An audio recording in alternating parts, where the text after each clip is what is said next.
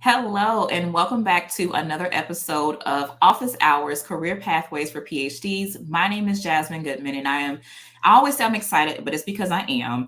But today's PhD actually has a comms background, which I also have a comms background. So I know we're going to have a lot to talk about. Her name is Dr. Rebecca Constantini. She is a UX researcher at Wiley and also an adjunct at Villanova. She earned her PhD in organizational comm from Texas A&M University. So I will bring her on. Hello, how are you? Hi, I'm doing well. Thank you so much for having me, Jasmine. It's great to be here. Thank you. And thank you for agreeing to join. We were just talking a few moments ago just about our experiences and transitioning from tenure track to the academy or to commercial opportunities. So I would love to learn more about what we call your journey into the wild. So, what led you into your PhD program? Absolutely. So, it was probably during my undergraduate years. I attended a public university, small university in New Jersey called William Patterson University. And what really inspired me was my journey and specifically professors in my undergrad who kind of cultivated this curiosity to go explore more.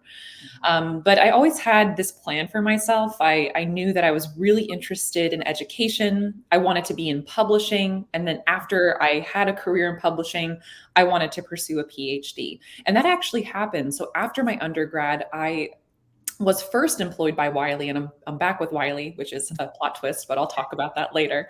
I was employed with Wiley as an editorial assistant for the business accounting and finance discipline textbooks and also learning management system, which was really exciting. And I stayed with Wiley for about 4.5 years until I decided that it was time to go pursue a PhD. I saw the one side of the industry where all of the textbooks are being made and the content is being reviewed and crafted. And that was a really interesting side of the industry. And now I wanted to kind of go to the research, teaching, service side of that industry. So kind of getting that holistic approach. So I entered my PhD in 2017 at Texas A&M, and I pursued organizational communication, which wasn't always the plan. I was really interested in PR and more of that strategic before actually seeing the broader organizational communication offering. But I was steered to OrCom by my advisor, Dr. Anna Wolf, and I spent some years cultivating the research in that area through identity and identification. And then it was time to get out on the job market. And I was on the job market in 2020 and 2021, like we were discussing before this. That was the COVID time, peak COVID. Hmm. It was a tough job market, but I always knew in my mind that it was going to be tenure track or bust. That's what I've been told. That was the dream that we were all told that we needed to achieve, specifically at a prestigious school. And it was just something that we've been told from the beginning. And I never really stopped to question why. I just knew that I needed that, or else I was a failure, or I wasn't necessarily going to make it. And I ended up getting a job after struggling with interviews and just struggling during COVID. I ended up getting a job at the University of the Sciences in Philadelphia, which is where I'm currently based. And it was a small, very specialized school in medicine and hard sciences and STEM, and it was a non-tenure track job, and that brought on a lot of feelings when I first got the job because I was seeing friends around me get tenure track jobs, and all that was offered to me at the time was a non-tenure track job. And I definitely had to take it because at the time I had no other career offerings. And I took it, and I really was enjoying my job, but the school ended up closing due to a merger with St. Joseph's University in the area, and I was most certainly going to lose my job in this merger. And so I had to find either A, go down the job market again, the academic job market, or B, go back into industry. And I wanted to kind of peek into industry and see what it had to offer again, because I was in industry before my PhD. And I wanted to see what was there. And I peeked through the door, and it seemed like there was more opportunity there. And I made the difficult decision in January of 2021 to to leave the academy and to hop back into industry, which is where I've been ever since. So it was kind of a winding road, and I'm still finding that I'm mourning the leaving academia in a full-time capacity, which is I'm still grappling with, and I'm sure a lot of folks are, because you put so much work and time and dedication into this career path, and then you find that you're kind of hopping off that career path for a good, for the better. It's great, it's all positive, but I still find that I'm dealing with kind of mourning that departure. So that's been really interesting to grapple with. So in a very long-winded way, No. that is my story up until this point. But I think it's also important to give yourself space to mourn, because for the amount of time that you were in your program, that was the goal. And to graduate and then be on the academic job market, which is brutal, not just in, the limited opportunities, but also just the process. For every application, you're having to do all of these different things. So it's such a process. So it is important to give yourself space to mourn that, because it's not an easy decision. I don't think anyone just says, nope, I'm done, and they just leave. There's a lot of internal work and conversation that takes place before you decide to jump into something different. I agree, and especially since that, this has been told to us from the start of our PhD programs that the goal is to achieve that tenure track role. I know a lot of programs are trying to switch that mentality where tenure track is not the end all be all. But it's still difficult because you feel like in some way, shape, or form that you're kind of not achieving that goal that you set out to achieve. You put in all the time in the coursework and the comprehensive exams, your dissertation. I feel like my dissertation is languishing, and I visit it every now and again, and I say, I really want to do something with you, but I mean, I have a full-time job, and it's not that I'm neglecting the work, because it was a lot of work, but there are just different priorities now. And I think that's okay. And I also think that there are ways to keep in touch with parts of the academy that are that I really enjoyed. For example, I'm an adjunct this semester at Villanova in the Department of Communication, which has been really great to connect back into teaching. And I think that's awesome. And I would love to continue doing that. But I think there are ways to stay connected, but you can't have your whole self in that role anymore, because you're now dedicated to something else, something new that you have to find the fulfillment in. Yeah, and that's a great transition into a section we title Nuts and Bolts. So getting to, how did you exactly transition from the academy into, and I know UX research is very popular right now. There are lots of commentary on social media between LinkedIn and also Facebook. So I know that you had the established relationships and rapport at Wiley before joining. What was the conversation like when you wanted to go back in a different capacity? Yeah, so I think the job search, it was quite a lot, and in such a short period of time, because I was motivated by the fact that I was going to be losing my job at the University of the Sciences. So my job search, my industry job search, became a full-time job in addition to my duties as a non-tenure track assistant professor of teaching and service and doing some of the research on the side. So what I really did was I turned to LinkedIn, and I used LinkedIn as my database for all things job. And user experience research is really interesting because it still kind of weaves together some of that classic research training that we receive in a PhD program, whether you're qualitative or quantitatively focused, but you're really diving deep into how your customers or specific product users are interacting with services or experiences on various different levels.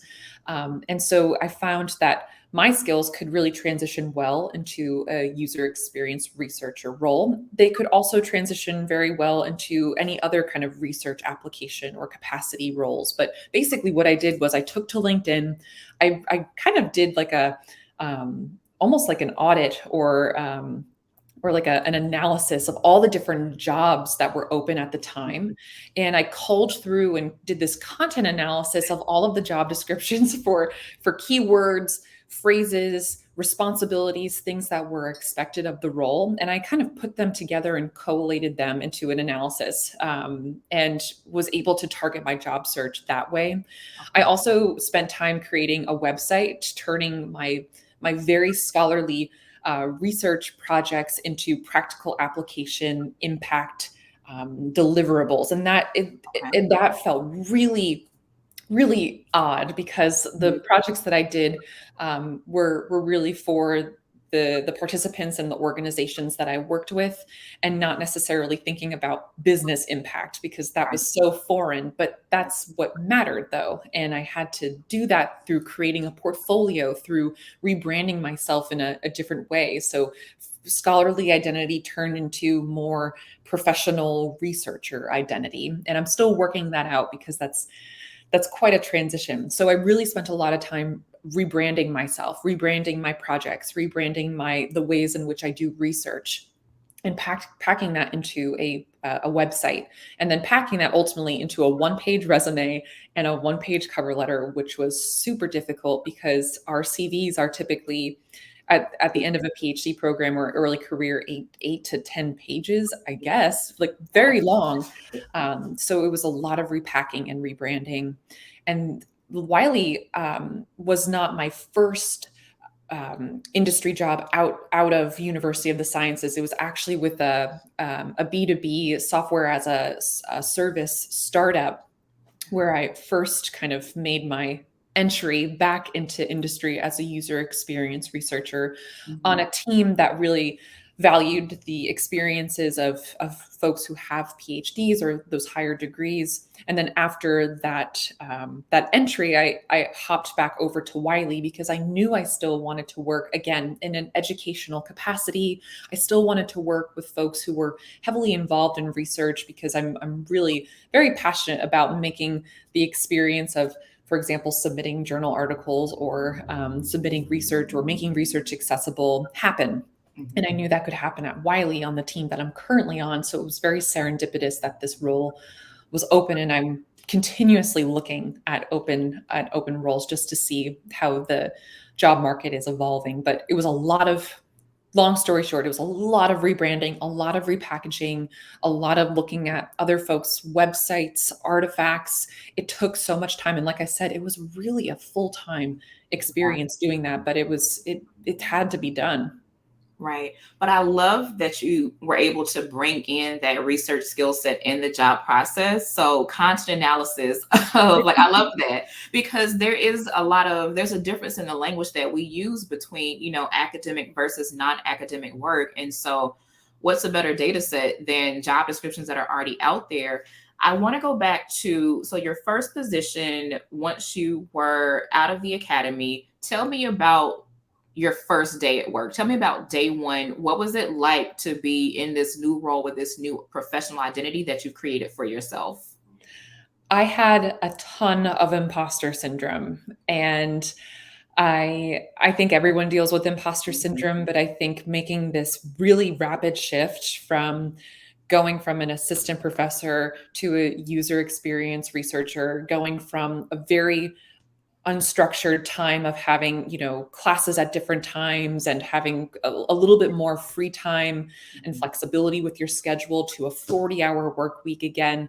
It was a 180, really. And I was very overwhelmed because I felt that my language and how I located my methods and the ways that I did things was not immediately translatable in my industry job. So when I was creating research plans, I was being very in depth with, what the questions that I wanted to ask, or my discussion guides. And at the end of the day, it had to be a little bit more simplified. It had to be a little bit more faster. And I think there's a common kind of misconception that academic work is slow, and when you get into industry, it's fast paced. Well, academic work is also fast, and industry is also fast, but they're two different types of fast. In industry, you need to get things done in a really timely manner to meet deadlines, to increase business impact.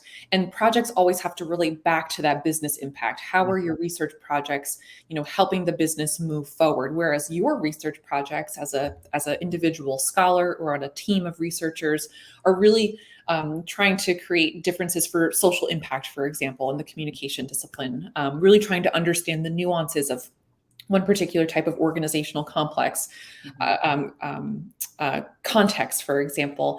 And whereas with the industry related work, it's all about that business impact. How are you increasing that business impact? And it was really, it took a while to get used to. And I think I'm still getting used to that too, right? Where I have to create discussion guides and research artifacts in a way that I could really tangibly tie back and say, this is how I'm impacting our team. This is how I'm impacting the business. And this is how I'm doing it. And so it really trickles down and impacts all of the different artifacts and processes and the methods that I do. Whereas as a scholar, as an individual researcher, that didn't happen. So I felt a lot of imposter syndrome that I had to work through. I had to simplify my processes and really think very strategically about the language that I was using, about the depth that I was getting into some of my discussion guides, because that wasn't necessarily needed, and sometimes maybe even hindered projects.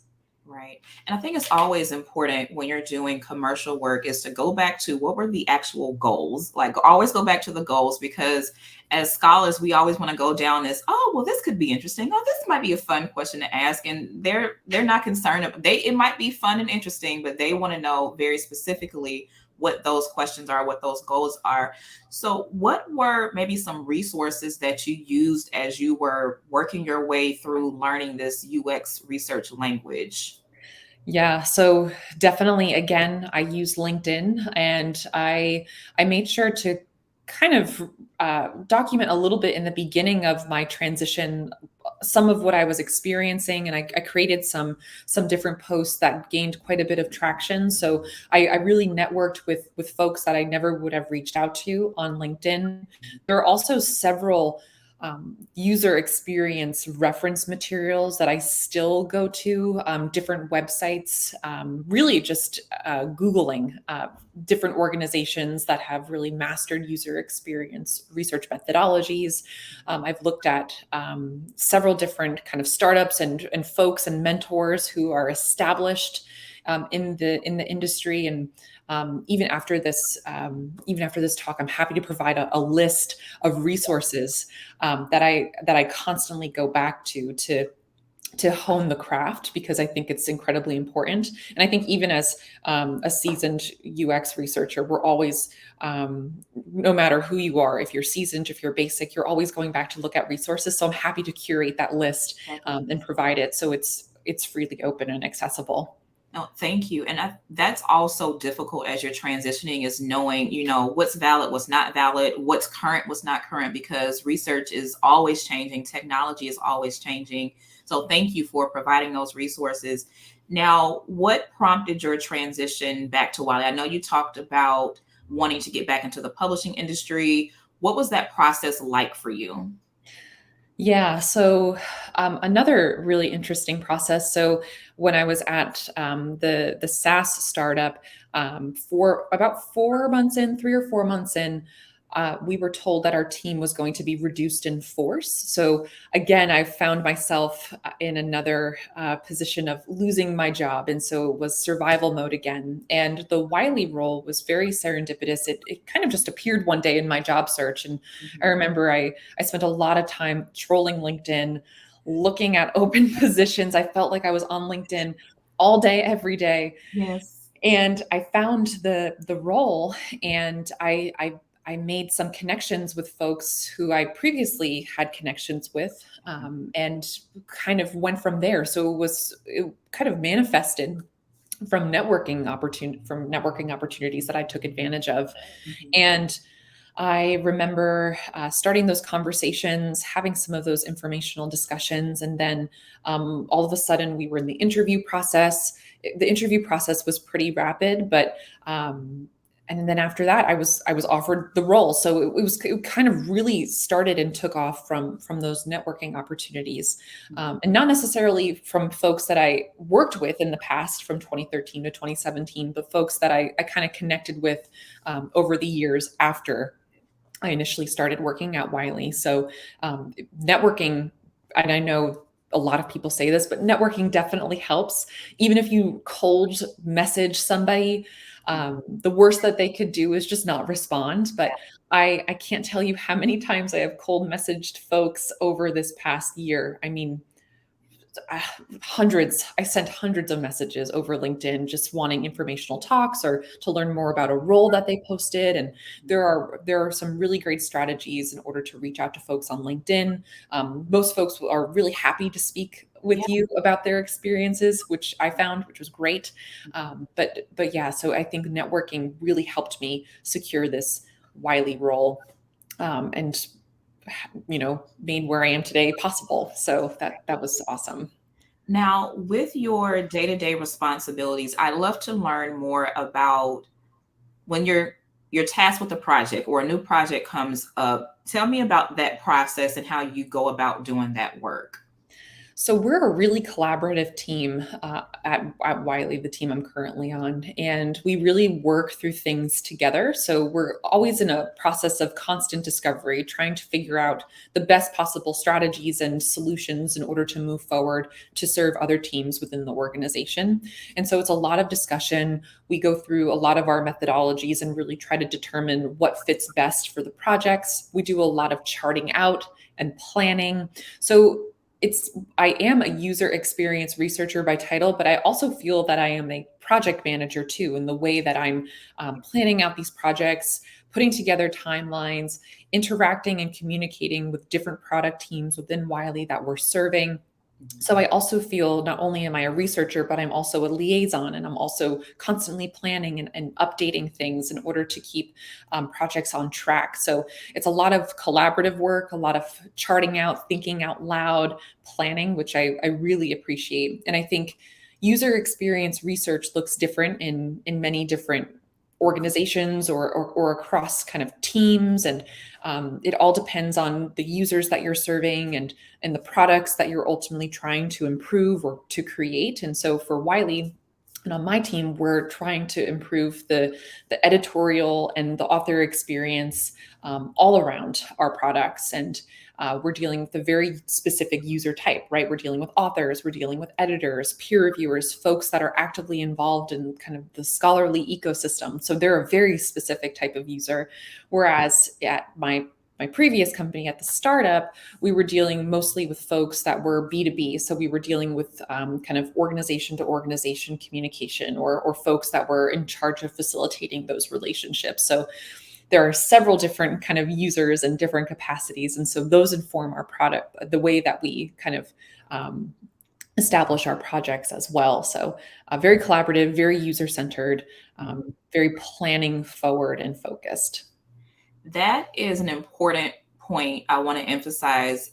What you said about project management, I always thought I'd just be doing research. I never imagined the amount of project management work that I would be doing. So, and thinking about the academic research I've done, the project management skill set was always there. We just didn't call it that. So a lot of people who will see this interview, they're already built-in project managers. They already know how to manage stakeholders, so they had to manage, their committees and their professors. So there's a lot of that can translate. We just have to place value on it and not just see it as something we had to do to get the work done, because project management and stakeholder engagement, all of those things are important. If you really sit back and think of the work that you've done in your PhD, you are a senior project manager. You are a senior consultant. And that is so important, because I feel like we are not encouraged or trained to see our experience as work. And I got that a lot on the industry job market, where some folks didn't see my PhD experience as work. And I was so taken aback by that, because it was work. Yeah. It was a lot of work. A lot It of was work. Yeah, it was a lot of, like you were saying, managing stakeholders, scheduling participants, Mhm. liaising with the IRB and your committee, and collaborating with other students or peers. And I mean, for my dissertation, for example, I interviewed 67 folks at the height of the pandemic via Zoom, and I had to manage those schedules Mhm. and manage those participants, and that is something that I actually used in my interviews to show my flexibility and versatility. And I think we have a lot of problems as PhDs translating that experience into business speak, because we don't have that language, because we're not encouraged to locate our experiences in that language necessarily during our programs. But we have a ton of project management experience. And I really wish that more PhD programs empowered students to see it that way, because I think that would give a lot more kind of free range as to, how are my skills translatable and transferable, and B, it wouldn't necessarily put the emphasis always on, you have to package your experience and for the tenure track job. You can actually package it for other job experiences. And that would be a game changer, really, because at the end of the day, we are truly all very skilled and adept project managers, Mhm. 100%. No matter what focus you have in your PhD, Right. we are all project managers. Right. And even to your point about being able to be flexible with your methods. So I was talking to one hiring manager and they wanted to know, okay, so if you had 4 weeks to get the project done, what would your method be? Well, if you only had 2 weeks, how would your method change? So even being able to demonstrate that you can think through how you would employ different methods based on the constraints that you have is an amazing approach. And I know I had to shift my methods a couple of times in conversations with my dissertation committee because there were constraints in place. And so if I couldn't get access to one space, I had to come up with a backup plan. And that is all valuable. Now, I want to dig into the types of methods that you are employing in your work. So tell me more about what methods you're using on a project to project basis. So I am trained specifically as a qualitative researcher. I was trained in interview techniques. I was also trained in focus group techniques as well. So I really carried that with me, tried and true. I'm a qual person. However, I had to really adapt my methods and my skill sets, because as a user experience researcher, you need to use the best method that is appropriate for the project and the project constraints, Yeah. also considering timeline as well, because interviews are not always the most time efficient approach to get the information that you need in a fast way. So I have not only been doing interviews, I have also been creating surveys, and I'm analyzing survey data and learning a little bit more about what it takes to do quantitative data analysis, in specifically Excel right now, but I really want to grow that out a little bit further.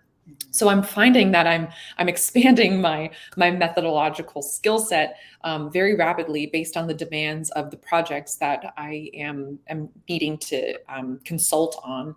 But I think there's really great opportunities to do that. There are really great resources to do that. So I always thought that I would be tried and true qual, doing interviews, focus groups, sticking with content analyses, doing some more of that very qualitative generative work. But now I'm really stepping out into more quantitative approaches. Never thought I would do that, but it's really helpful, and it's able to kind of enhance who you are as a professional, not only just generally, but also as a researcher. So yeah, so I'm still doing interviews, still doing some of that qualitative stuff, but then also stepping out into surveys and to survey data analysis. Now let's talk about report writing.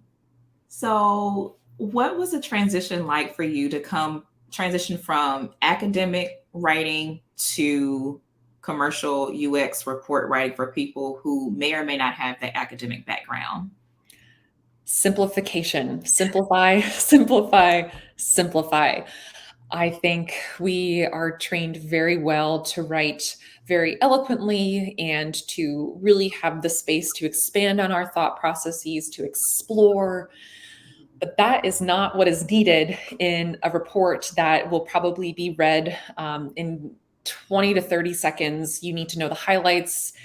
This is what we found, etc. There's really no space to expand, or maybe perhaps in a presentation setting, there's a little bit more freedom to expand and to explain and explore, but not in a report. And I found that in a lot of the research plans that I was writing and a lot of the PowerPoints that I was designing, I was taking a lot of space to really kind of lay out the project in very long term or long form writing. And I thought it was really important because I've always included such detail in my literature reviews and my methods sections and the discussion. And I'm thinking of the articles that I authored in the past. And that is not what is needed. Bullet points are needed.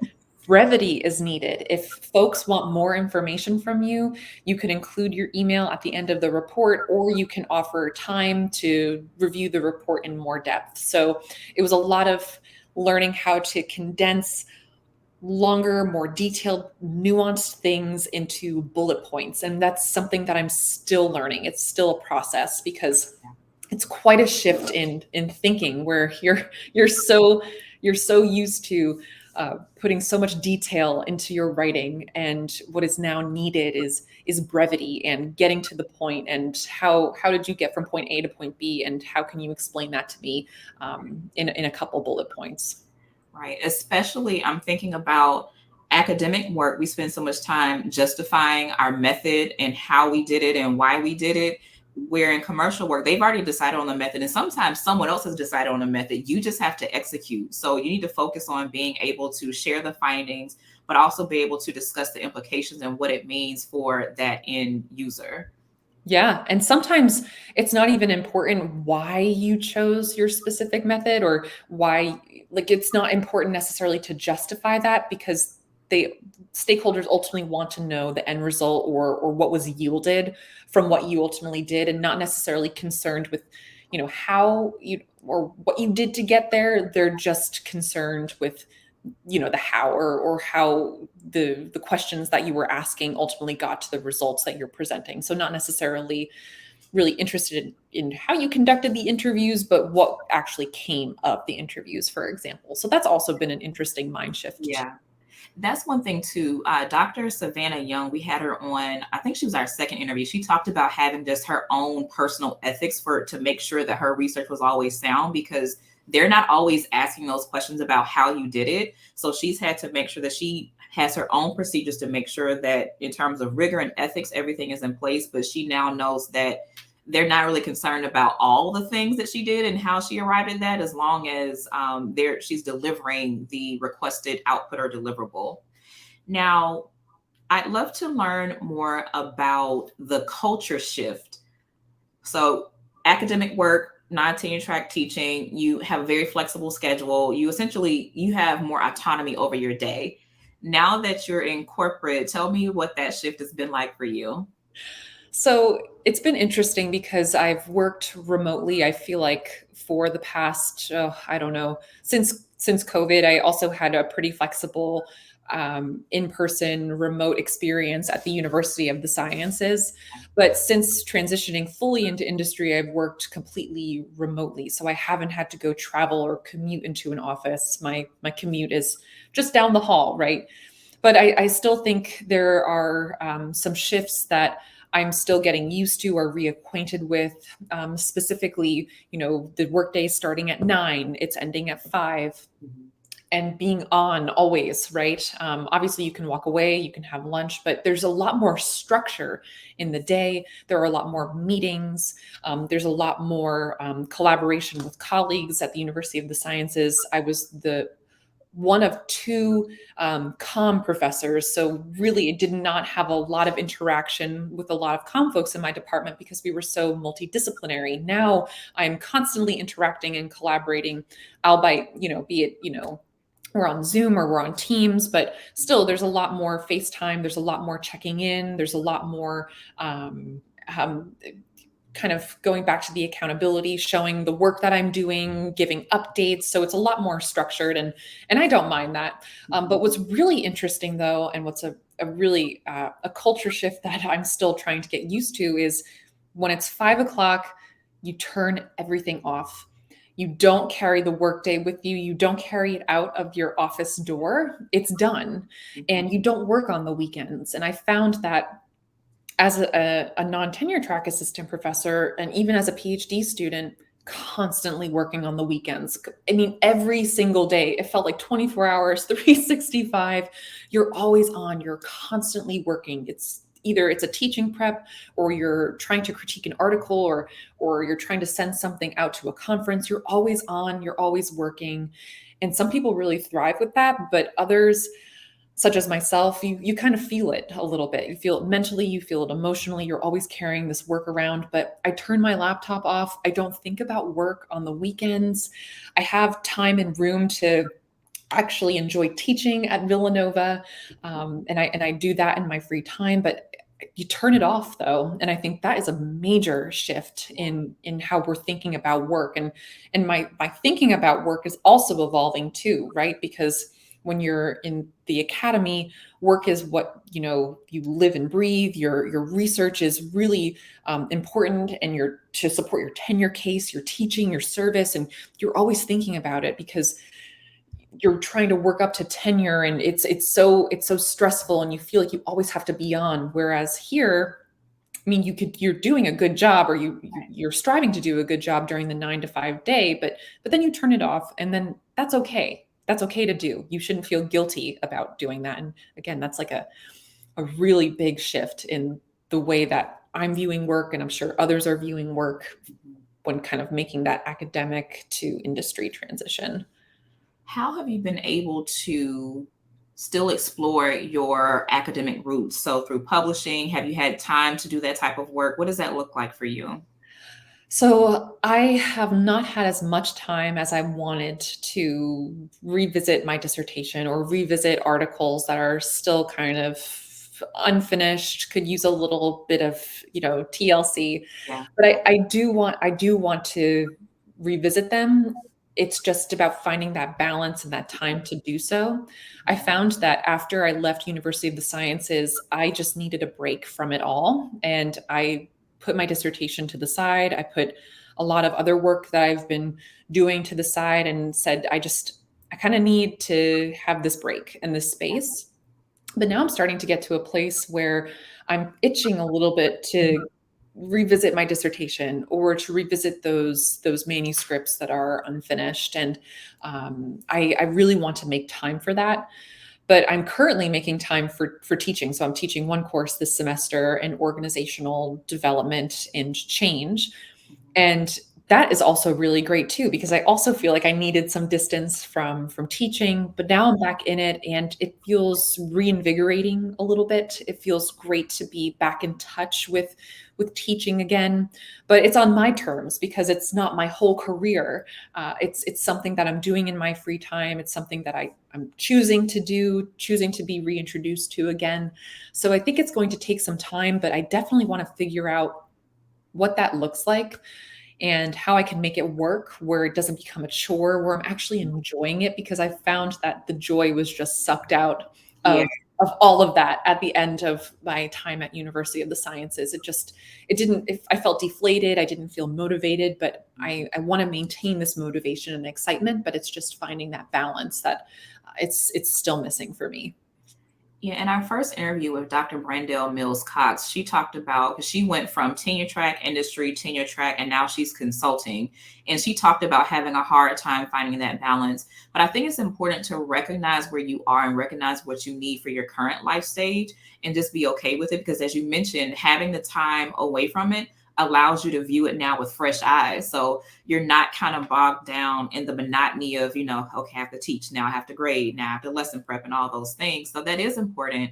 And then it's also important to just engage with the work on your own terms, and know that you're creating your own definition of what success looks like for you. You're still capable, but there's so much labor attached to academia that it's like, it's there, but until you step away from it, you don't realize how much pressure you were truly under to perform.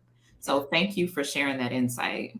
Yeah. Oh, for sure. And I feel like once that performative aspect is taken out of the equation, you actually can enjoy the work that you're doing.